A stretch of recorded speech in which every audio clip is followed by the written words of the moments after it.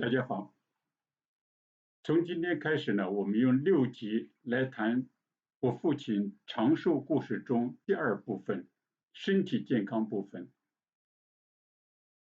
在第1部分呢，我们谈到了心理健康。我们说心理健康是一个人长寿的一个基础。这个身体健康是一直以来人们最关注的一部分。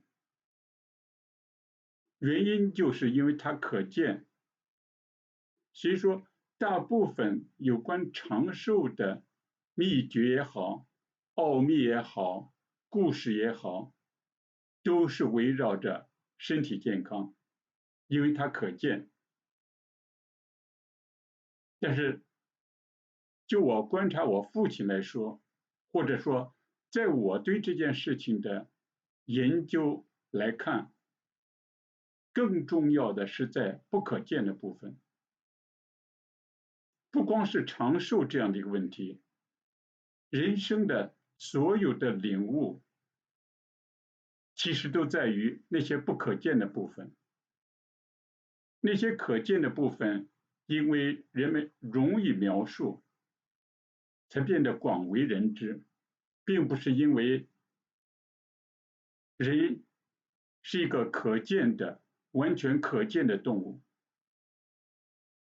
人和其他动物的显著区别是，人有一个隐暗的世界，也就是说这个潜意识。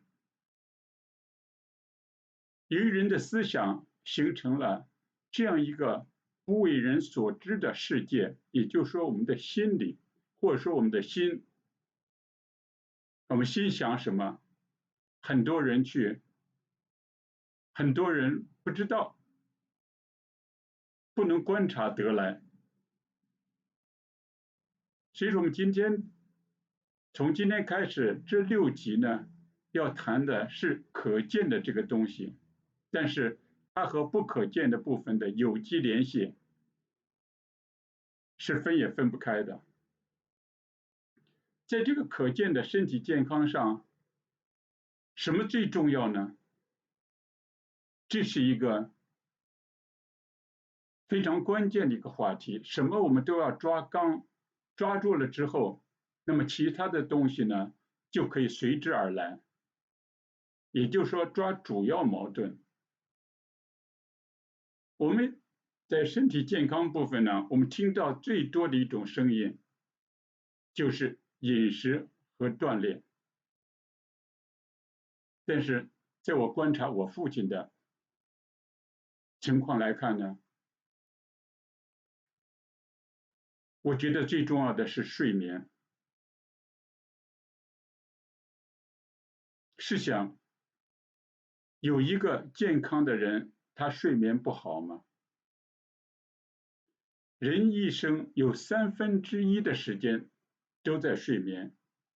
如果这1/3的时间，人们不能管理它，不能有效的利用它，或者说忽视它，那不管你如何努力，另外2/3不可能取得一个圆满的结果。就像是考试3门课一样，假如说考试就考数理化，说我有1门我不知道，那你再考最高分，也就是个及格分，道理就在这地方。现在社会人们的睡眠是一个极大的问题，很大的一个原因就是说，人们对每一个人都认为是自我拥有、自我掌控的一个东西，其实是完全的已经失控了。我观察我父亲呢，他睡眠太好了，他的睡眠不是一般好。在我听到所有人睡眠的故事中，他睡得怎么香，怎么好，我敢说，我父亲可以说是在最高层的。我们就从睡眠这个地方来谈起身体健康这部分。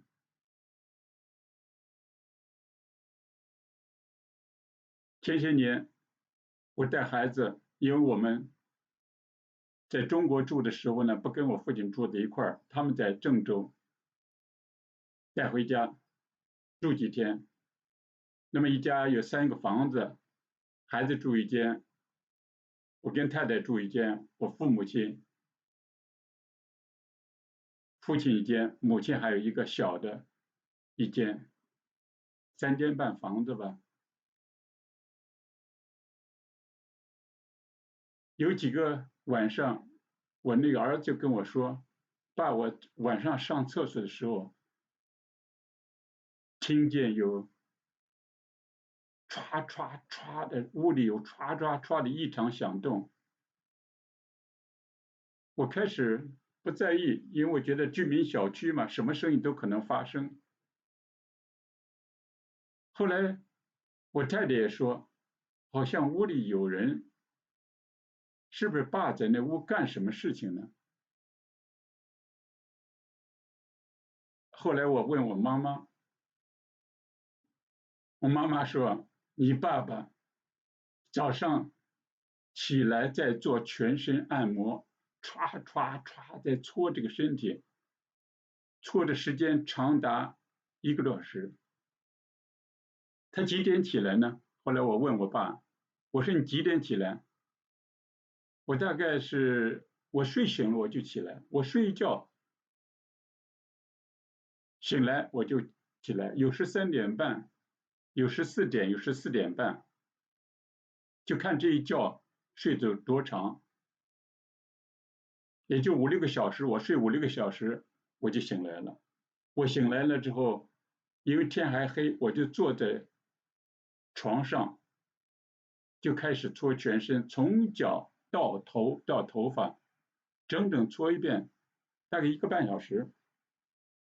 水搓完呢，自己洗漱完，上完厕所，也就天亮了，6点多钟。根据这个夏日和冬日不同，这个时间可能会往错后。那么起来之后，就去写打字，这是他闻鸡记起。他从没有一天不是这样，从没有一天你见他说7点钟还躺在床上，有的那是在医院里的，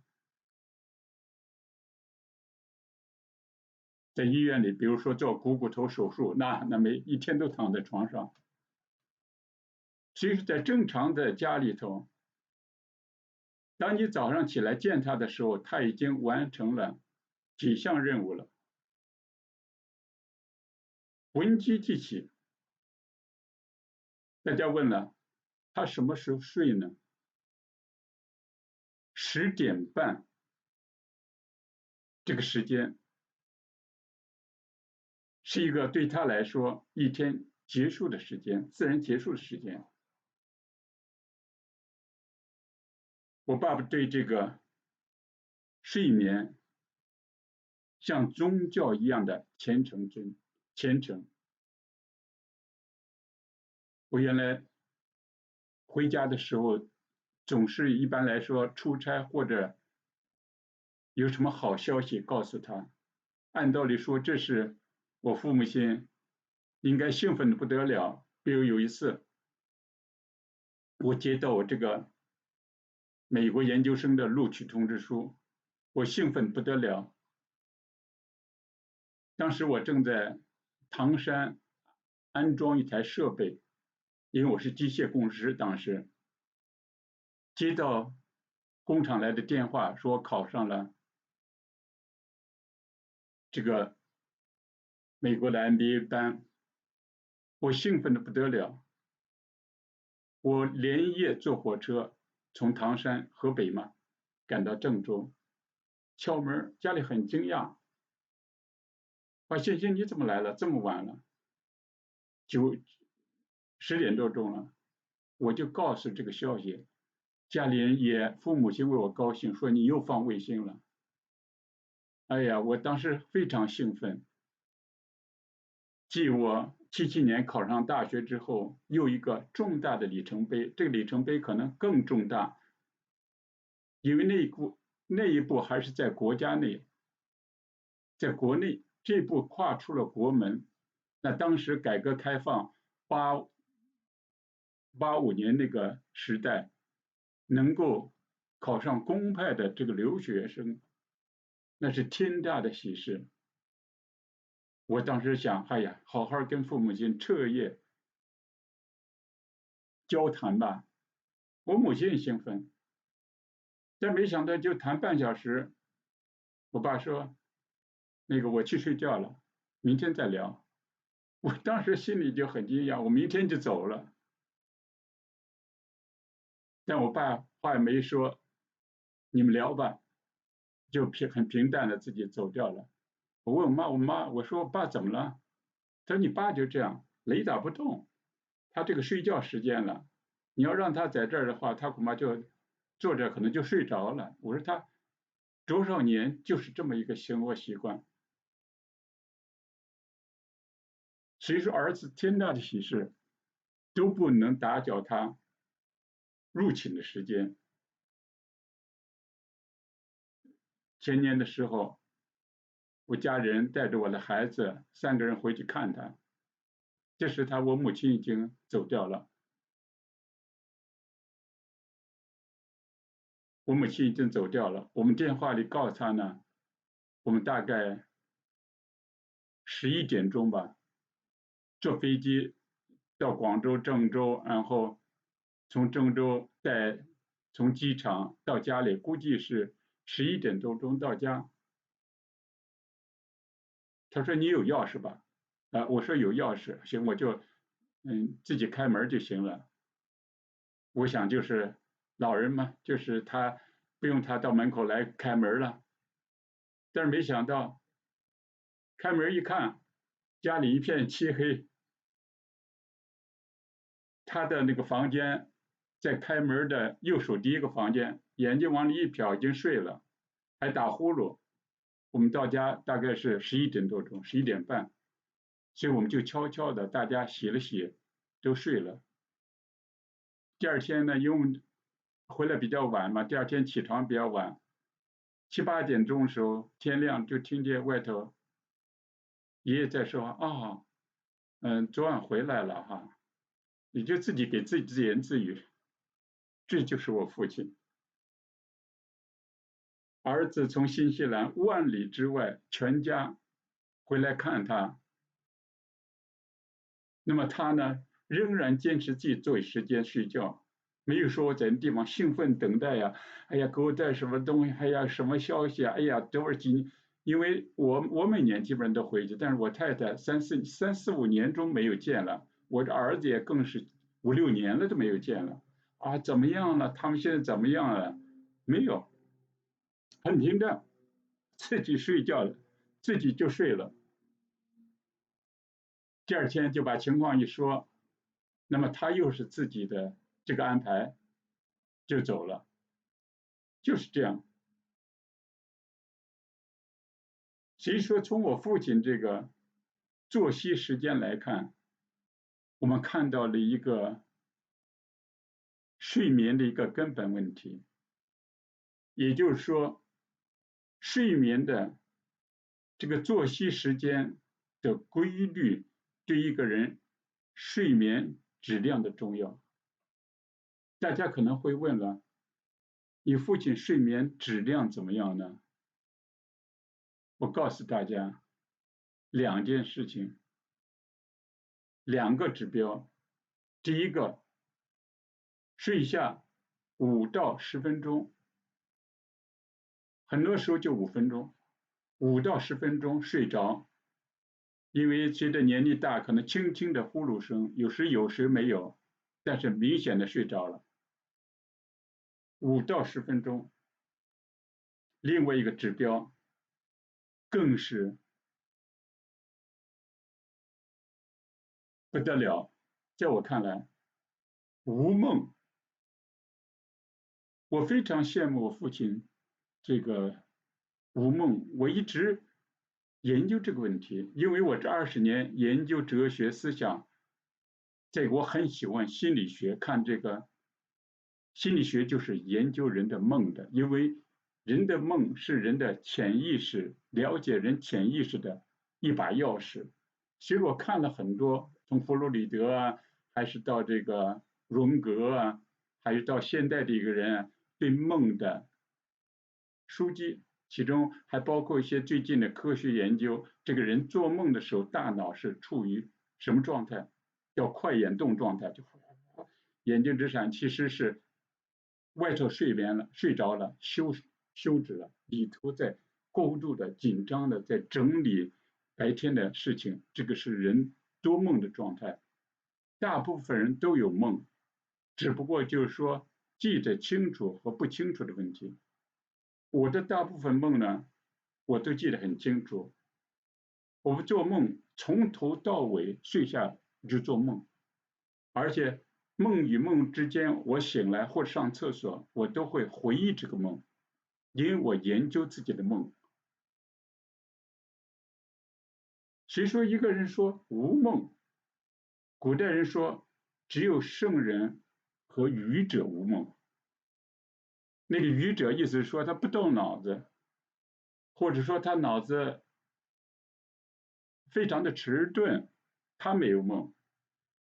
他白天就像做梦一样糊里糊涂的，那么他晚上哪有东西可以加工啊？可以理解，说圣人无梦，这就说圣人将一切都放下了，不打搅他了。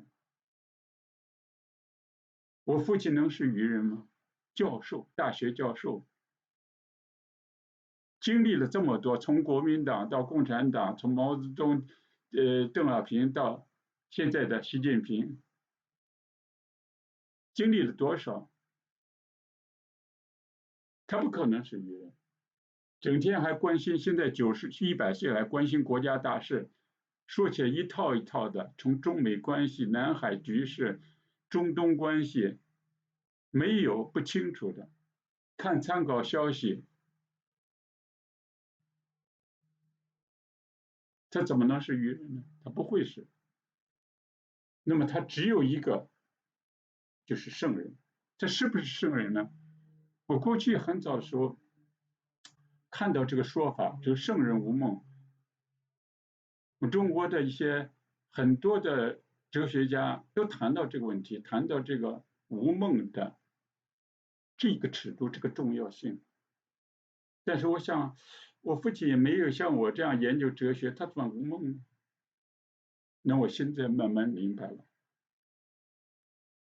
我们上一部分讲到心理部分，大家看到了我父亲的是一个什么样的心胸，对待自己的妻儿子女，对待自己的父母，对待自己的兄长，对待朋友，是怎样的一个豁达的胸怀，对待自己的工作，对待自己坎坷的人生，是怎么样豁达的胸怀。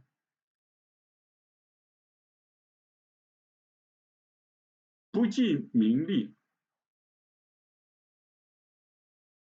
不计名利，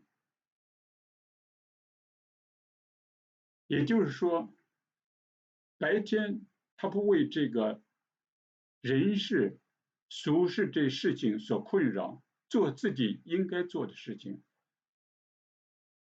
那么他没有遗憾，他晚上没有鬼神入梦打搅他，这是迷信说法，实际上就是他的潜意识在晚上并不起波澜。按弗洛里德的理论，就说人前一天所发生的事情会反映在梦中，也就是说前一天白天发生的事情呢，对人的神经中枢神经的刺激，这个残余呢还在。晚上呢，当你睡着了，它这个细胞还在加工这个东西，自动加工这个东西。由于没有中枢神经的有意识的参与，它这些加工出来的梦给我们一个很奇幻的，展现了一个奇幻的世界，但是有意义的。也就是说，它的加工的这种梦，是我们所忽视的，隐藏了我们所忽视的一些信息。我们普通人不研究不知道。我是研究了20年自己的梦，我在我的书中也都说过，英文书、中文书都说过，很有意义。不是所有都有意义，有些东西我无法解，也就是说中间的加工过程过于复杂，或信息留下信息过于弱，我没有捕捉到。但是我父亲为什么不加工这个东西呢？我父亲白天已经把它加工了，他的行为是顺其自然，没有造成任何需要继续去加工捋顺的东西。也就是说，他的思想不矛盾。我们之所以晚上被梦打搅，咱们有一句话说：不做亏心事，不怕鬼叫门。意思说，你晚上不怕，好像有人做了亏心事，晚上突然会惊醒，哇，好像觉得一种噩梦起来了，这说明他做了亏心事，或者别人在抓他，或者他是得罪了什么人，所以说心里很慌，晚上睡眠都惊醒。也就是说，每一个人的良知，就是说我做错什么，孟子所说的，人都有是非之心。那么做错什么东西，白天硬在那顶着，晚上你的潜意识就会出来，这个东西错就错了。所以说，害怕的害怕，担心的担心，这就是梦的基本来源。这是近代心理学的基础，大师们基本上都是这样认为的。按弗洛伊德话说，就说一个人被压抑的东西在梦中出现，也就是说，你生活中因为世俗习俗啊，各种清规戒律，你必须遵守，但实际上很多清规戒律你不喜欢，这个被压抑中呢，在梦里就有的是反抗，有的是快乐，还很多是性梦。就是说，现在的社会道德的观念使人在两性交往中都处于一种拘谨、压抑的状态。这当然是的，社会上性不能开放，像动物似的。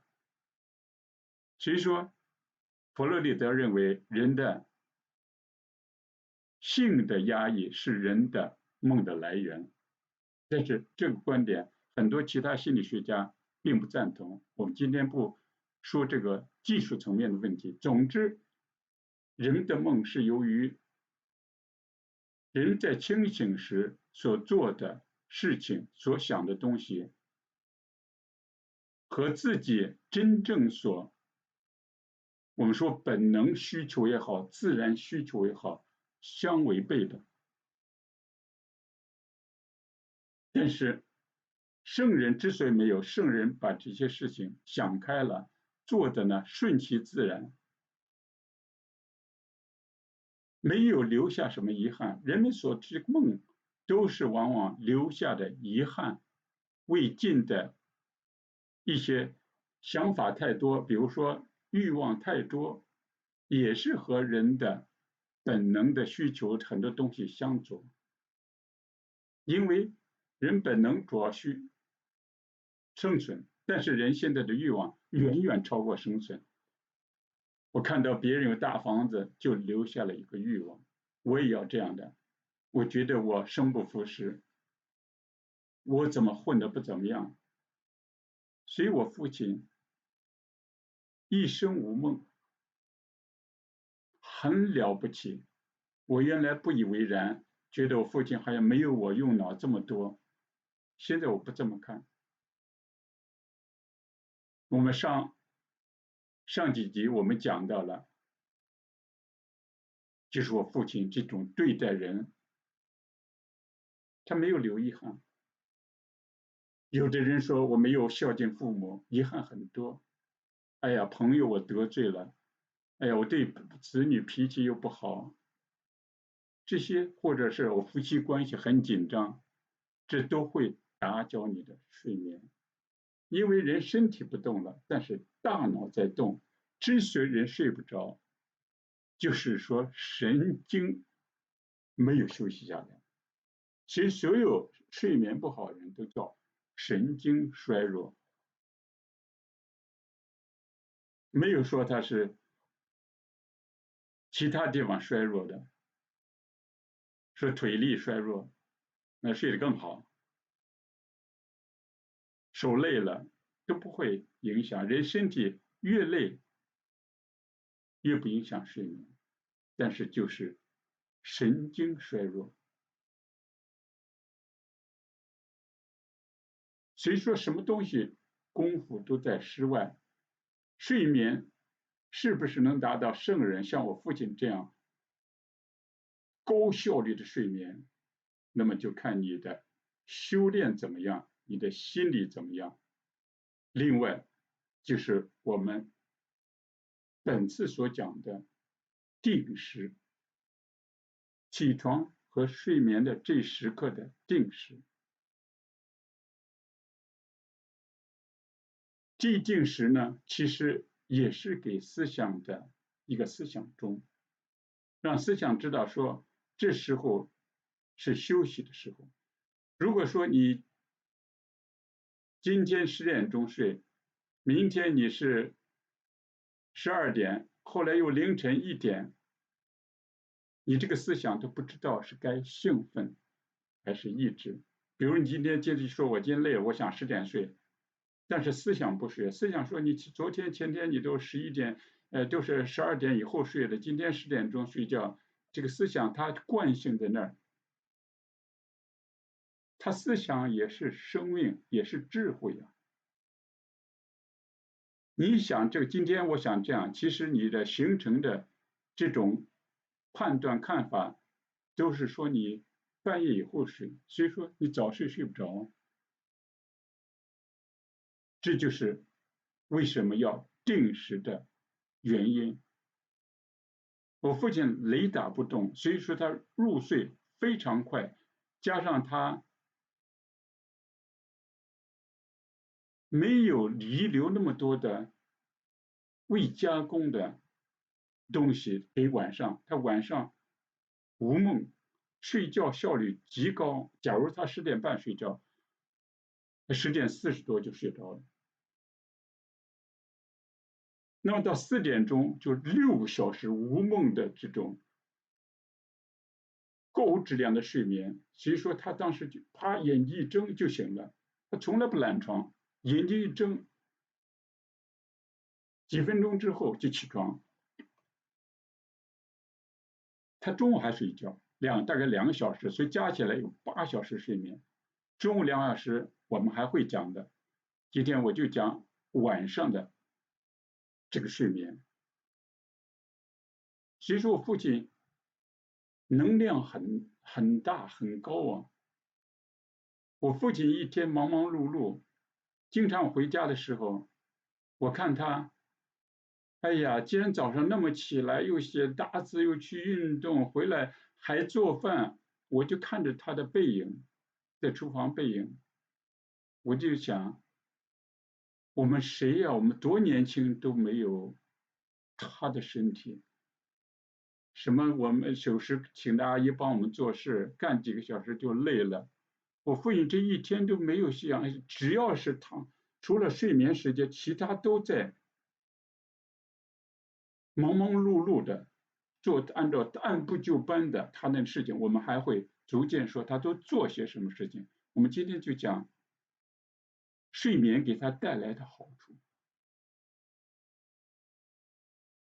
精神非常好，什么时候所有人知道我父亲人都说，你爸身体太好了，生龙活虎干活体力活，到外头一个教授带着学员去他是做那个大地测量的，叫大地分成外野内野，就内部就是在办公室加工这些处理这些资料，外边呢具体去测量，经纬仪往那一对，测量这个山头的什么。你看那个最近这个喜马拉雅山测量喜马拉雅山顶的珠穆朗玛峰啊，这个5G 站上去，那都是要具体上去身体力行的。说学员就是所谓的学生，比如他60、61岁，教授，其他学员都是20多岁啊，大学生啊，说都赶不上他，背着扛着东西上山，行步如飞，底下都赶不上他。吃饭吃的多，这就是一个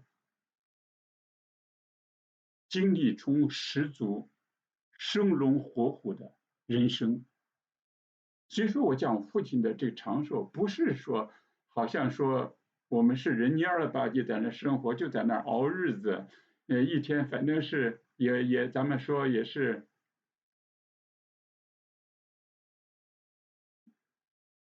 这个病很多啊，但是呢，他就是挺皮实的，咱们说的这种寿命很长，拉的很长，很多人这样的。我父亲不是，这一生到现在100岁，还基本上是他年轻过来的这个状态。